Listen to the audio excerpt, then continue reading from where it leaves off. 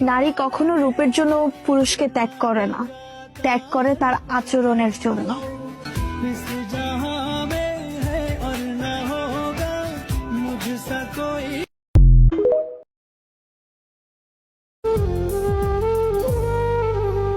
তোমাকে ভুলতে গিয়ে বারবার মনে পড়ে যায়, দোষ দিও না।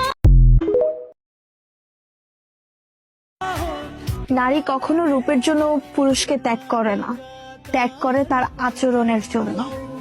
इस